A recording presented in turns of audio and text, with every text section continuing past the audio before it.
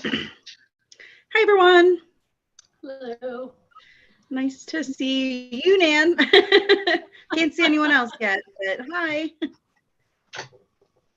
All right. Before we get started, just a reminder that this per public meeting protocols is being live streamed.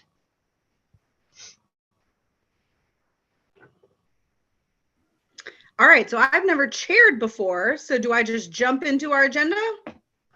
You sure do. All right, well, let's do it then. First up, we have an update on book challenges from Nan. Yes. So we have several active situations going on right now, and most of them are related not necessarily to people wanting to remove specific items, but want alternative settings for those particular items. Those items to be labeled as sexually explicit. You may recall that legislation was defeated in the Assembly, but that isn't stopping folks on the local level from trying to do so. Also interfiling YA materials within the adult collection. Neither of those things seem to be terribly useful to me in terms of what they're trying to achieve, because certainly having raised teenagers myself, I know the minute you put a label on something, they're going to run right to it. And also, you know, with the interfiling of YA materials into the adults section, it certainly creates a situation where young people looking for those items are going to be going through the adult collection and perhaps exposed further to other titles.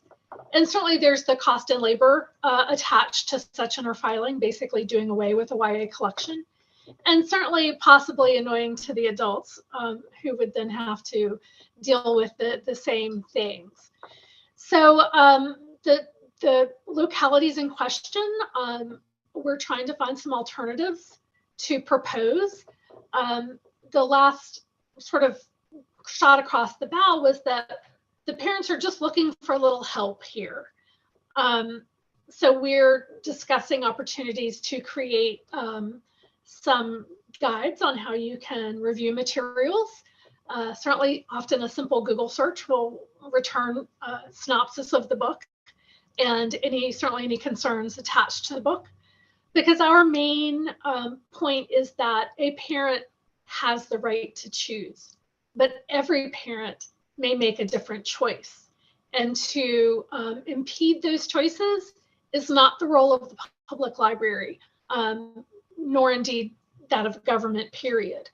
So we agree that challenges are a good thing. It helps keep us really looking at our collection development policies.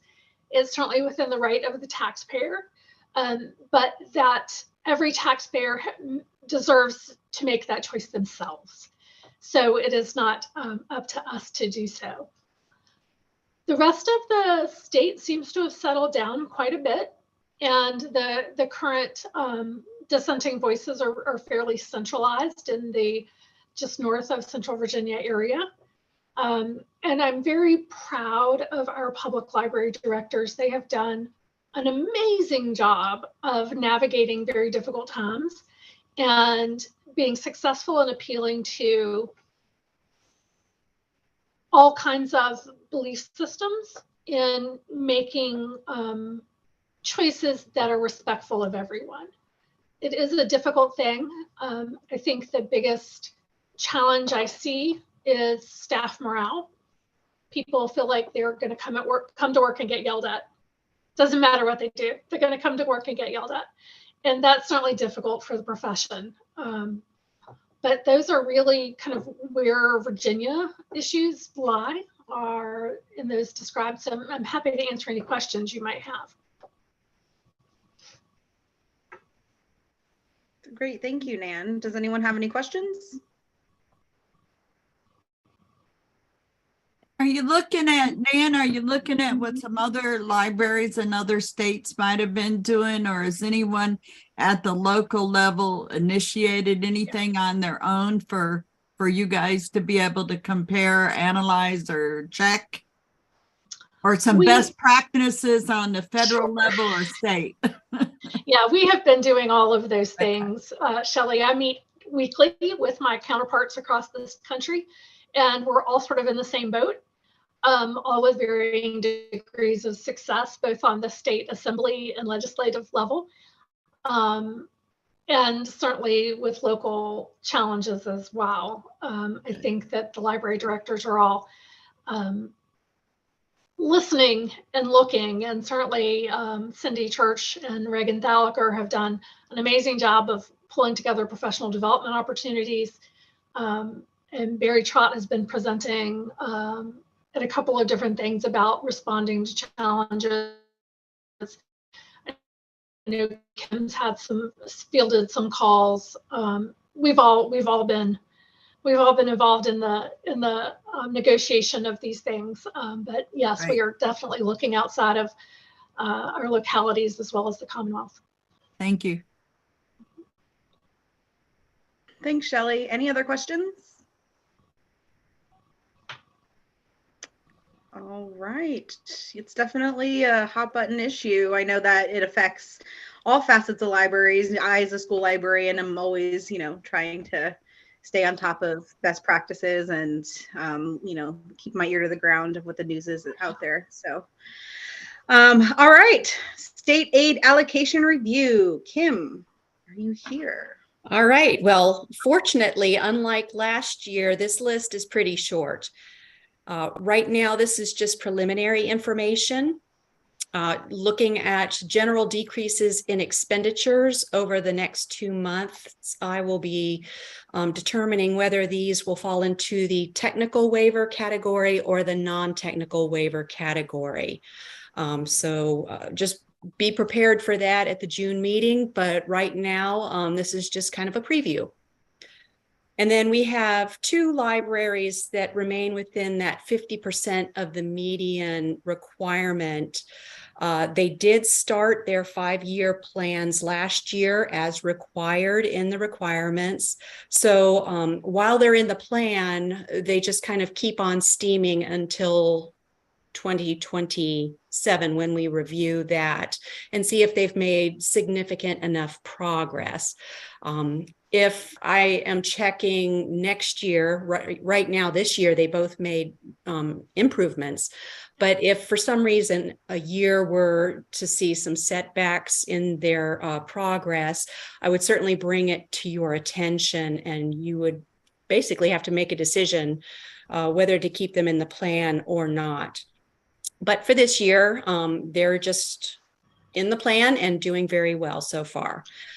The only other information right now that I have for you, there is going to be one library that I know of that is applying for the evening hours requirement. And that's where the libraries wish to waive the staying open until 8 o'clock requirement, at least one night. And this is Matthews Memorial Library. They have sent documentation to me showing the foot traffic over a period of time. And it shows very clearly that it's not worth the cost of keeping open the library and providing staff for the library for the few people who are actually in the library until 8. So you all will be presented formally with that waiver request at the June meeting. Do you have any questions, comments? Kim, this is Laura Blevins. Are there any particular reasons for the general decreases in expenditures for these libraries? Any trend that you're seeing?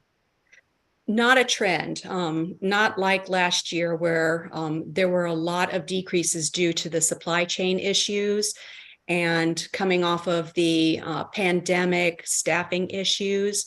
Fortunately, we're not seeing that this year. There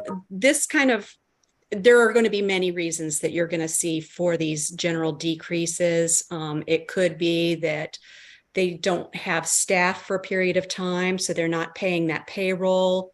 They may have purchased some big ticket items the previous year, and so it would show as a decrease for this year that we're considering.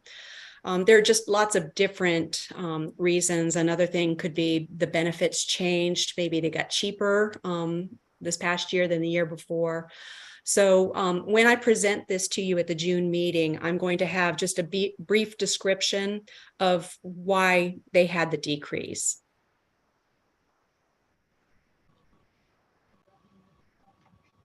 Is there some commonalities there among them?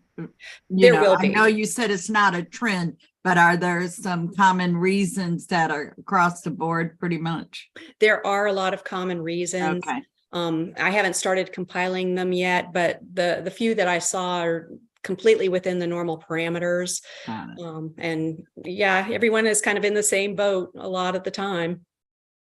Okay, thank you. All right. Any other questions for Kim? Okay, moving right along to our third item on our agenda, regulatory reduction proposal discussion. I believe that should have been included with the item sent to you. And I do believe that there are 3 summaries on there for us to look at.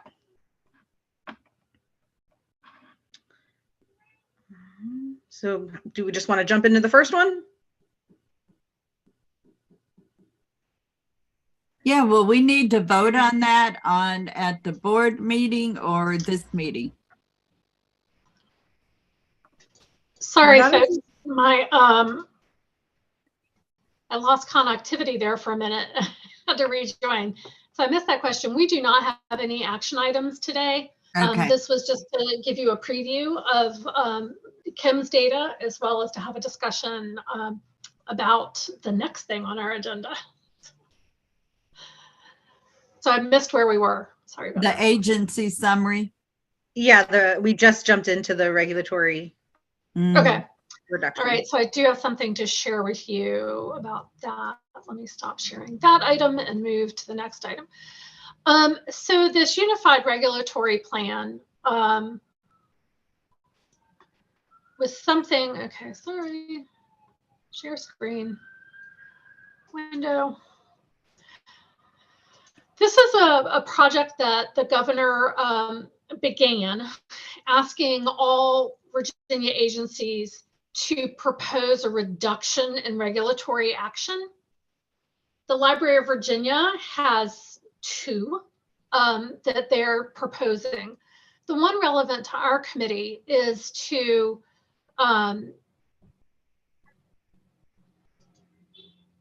change that rule that Matthews, so it's almost a perfect example that Matthews is asking a waiver for. They're asking, we are proposing that our regulatory reduction is, what they're looking for is that we would fund an action that could help reduce the regulatory burden. So what we are proposing is that we eliminate, so the current standard is that if you have a population of more than 5,000 people, in order to get your state aid, as Kim mentioned, you're required to be open 3 hours past 5 o'clock consecutively on an evening. And as we saw with Danville last year with this waiver, Matthews this year with this waiver, it's just not useful. Particularly to our small and rural libraries, to do that. And so we are going to propose, what we need to do is to come up with a population that we will recommend that have to stay open past 3 hours past 5 o'clock. So this is what we're proposing. This is why we're doing it. And so I'm going to stop sharing that one to open the discussion about what would be an appropriate population to require to stay open. You certainly have the option that we say, well, we're just going to do away with that. The challenge there and the point of the regulation is to make sure that there is library access for working people. If we just only opened 9 to 5, people wouldn't be able to use their library. So that's the intention of the regulation, but it does seem to be hurting some of our small rurals. So I'm going to show you some data surrounding This data is based on 2019. I don't think the populations have changed terribly much. So this is sorted by least population to highest population. And you can see that the libraries in this, lesser population tend to be our very rural libraries. So I'm just going to scroll through that slowly so you can look at those.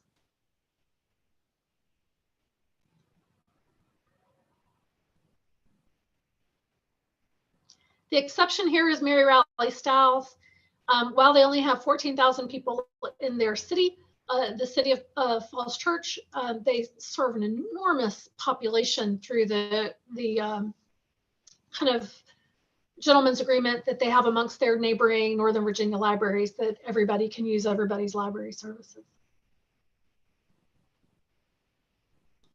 And then once we get past this dark line, you can see these are the more populous localities.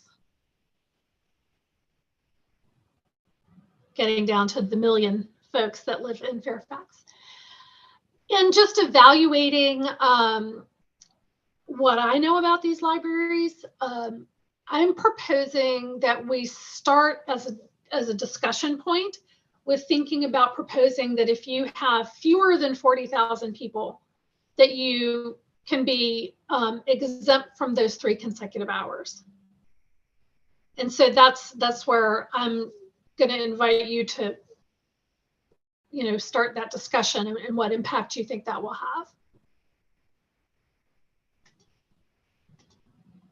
So I have a question. So if you're proposing that those with under 40,000 population don't have to meet that requirement, but when you were going from 5,000 to 40,000, I mean, I'm trying to get, if it's required now for 5,000, but we're proposing to leap it to 40,000? Is that my understanding? The rule will change to 40,000 instead of that 5. was my question too. It was kind of what made 40,000 the magic number. And it was just looking at the demographics of those localities and their locations, of where they were rurally. I'm not wed to this number. We just had to start somewhere. I'm also not, I would entertain the idea of just changing the rule entirely to saying 2 hours after 8 o'clock. This would be the minimum that people would be open. And then that way it's still the same for everybody. It's just that 1 hour less. Libraries would still have the choice to remain open longer based on their community demand. And is that 1 day a week or once a month? It's just 1 day a week, and it can be just one location. So for example, if a county system has 5 branches, only one has to be open after, that period of time.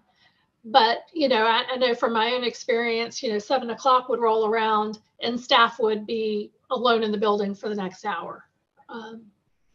But that seems to be mirroring what the folks who've asked for waivers to this have demonstrated, both Danville, but Matthews, and somebody else has recently been talking to me about it.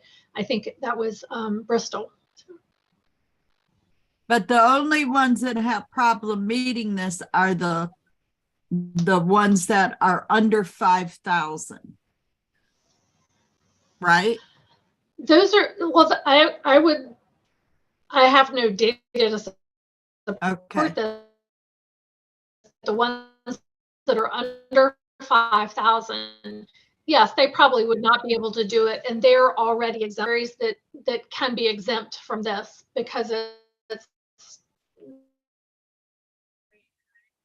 She's breaking up and having internet issues there. Yeah, Nan, we can't see or hear you anymore. So I'm still trying to get to that 40,000 versus the 5,000, you know, to help with this proposal. You know, looking at the demographics and things, I mean, she could have said 20,000, and I'll wait till if she comes back. But if no one else is having trouble except the small ones, I'm trying to understand why to go way to 40 if you Okay, know, I think I'm back. do that. Are you back? We hear I'm you. back. I have, Oh, so the you're Library of going. Virginia has us connect to a private network, and I've disconnected from that because that seems to be what's dropping me off. So hopefully we're over that now. And yeah, I mean, I get it, Shelley. This is just a random starting place based on my knowledge of the library systems. There's no rhyme or reason to it. And is it a broad swath? Yes, it is. Simply because anecdotally, I know that many of the libraries report being very slow during that time. So I'm sorry, Shelley. yeah, go ahead. Does it make sense to do some sort of data gathering to determine who really is struggling, so we know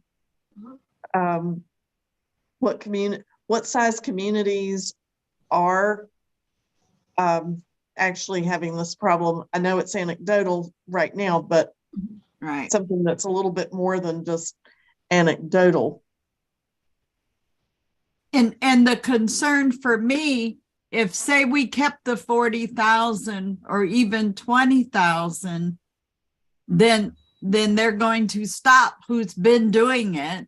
And then that accessibility for that one night a week would not be available for working people. So I agree with gathering some data and seeing who's there and then coming up with a good figure, you know, that makes sure that we're not telling people that aren't having a problem that you don't have to do this anymore. And they got a population of 20, 40,000 or whatever. But let's look at who really, you know, really is having an issue would just be my suggestion, if there's time for that to happen, to get that information.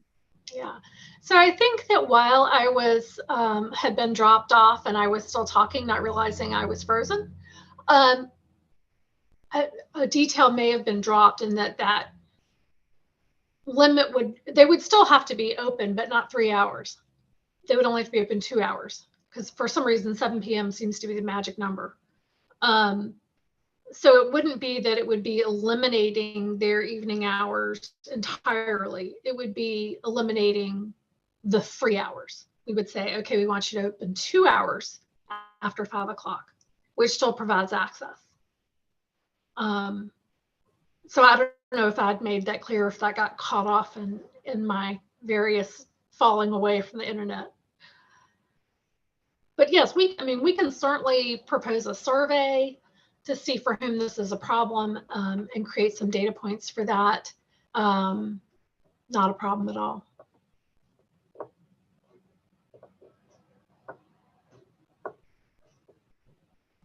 I think that makes sense.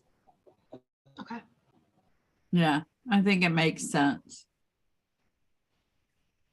I agree. I mean, I've been on both sides of it. I've been on the staff side sitting around, and then I've also been, you know, the mom whose internet went out, you know, at 7 o'clock and needs to print something off for their kid the next day. So, right. So having the library, you know, open till 8 o'clock has been great. But I think, yeah, having some data points to look at, and especially focusing within that 40,000 range. I mean, obviously not so much for the bigger ones, but I think that would be helpful in kind of making a more definitive decision. But I do agree that 1 hour is not really much of a loss. So I want to make sure what I'm hearing correctly is that there isn't much interest in saying just across the board, it only has to be 2 hours past 5 o'clock. Is that accurate? Well, go ahead. I was gonna say I'm I'm open to the idea if it's just 2 hours, you know, I mean, you made clear that we're not eliminating those evening hours. It would just be that 1 hour in the evening that no one is coming and there's no foot traffic between 7 and 8 p.m. So I don't really see there being much issue with that. But I think for clarity for everybody, I think that they are looking for just a little bit more data on that foot traffic and the individual needs of these communities. Okay. As Nan, Paul, will you see Paul's comment? yes, I was just getting ready to do that. So Paul comments, and welcome Paul, and Preston, I see you've joined us. Paul wants to clarify, one, this is a tailored way to satisfy the administration's regulatory easing requirements, and two, that this is designed to have the least impact on services. Yes, both of those things are correct. And honestly, this is just a proposal at this point. We don't know if any of, you know, if this will go anywhere. This is the governor gathering data, I think, but we don't want to propose something that might get enacted. But as far as I understand it, to change this would be changing the administrative code. And we've resisted that for many years, for many this will be. But regardless of that, it would provide us with a benchmark because we've now, you know, we've seen a couple waiver requests now based on this very issue. So that was sort of why we picked that out of a hat for regulatory easing for public libraries. I do think that the governor's intention was really more on how would we be able to ease regulatory requirement on citizens, but we don't have any. So in order to satisfy the governor's request, this is what we've come up with. Okay. Sounds good. Okay. All right. Well, that gives me something to work on, and that I can report back to you at the June meeting. And I can certainly send you that information well in advance. And again, we would take action at that point to confirm that that would be the route we would choose. It works. Okay. Sounds good. Well, that was the third and final agenda item. We have no committee action items. Board information items, report of the committee chair. Would that be me? Yes. That'd be That's you today. That's me today. I have nothing to report specifically. But I think we have a lot to discuss at the next meeting, and Sure. you know, leading up to our June meeting. I think we're going to have a lot of really good discussion. So yes, our June meeting and our usually our June meeting is our busiest one because it coincides. Oh, we keep losing her. we lost you, Nan. Got that twangy noise to it too. Oh, that's a good suggestion. Nan, turn off your video and see if the bandwidth helps. Can you hear me? Yes. Okay, I think it. Yeah. And we have the best internet we can. It's even available. We spend. I can hear the fire truck in the background. Yes. Yes. And my dog is probably going to start howling because every time the truck goes by, he joins in. So anyway, so apologies for my internet chaos today. And are there any questions that we can answer for you? I do not think so. In the chat from Paul, though, we have that the next committee meeting is June 26th, ahead of the annual meeting and lunch. It'll be in person. Yes. At the library, Richmond. In June, yes. Yes. All righty. All right. No board action items. I think that we are finished. Well, I look forward to seeing y'all in Roanoke next week. Yes, I very will much. be there looking forward to that. virtually. Yes, I will be there virtually. Okay. I'll be coming right off of the train and getting in my car and driving.